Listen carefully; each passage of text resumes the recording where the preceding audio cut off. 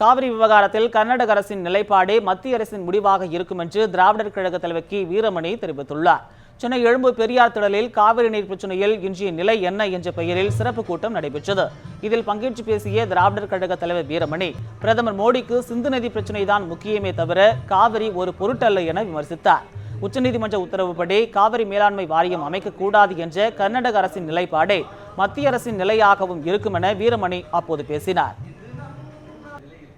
அடாவடித்தனத்தினுடைய முகவர்கள் தான் என்று காட்டக்கூடிய வகையிலே தான் அங்கிருக்கிற மத்திய அமைச்சர்களே கூட அரசியல் சட்டத்தினுடைய போக்குக்கு அவர்கள் எடுத்த அந்த உறுதிமொழிக்கு விரோதமாக நடந்து கொள்கிறார். இதைத்தான் எண்ணி பார்க்க வேண்டும்.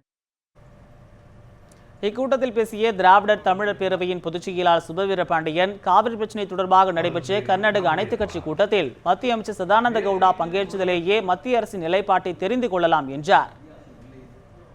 மத்திய அமைச்சர் 2 மாநிலங்களுக்கும் பொதுவானவர் இல்லையா?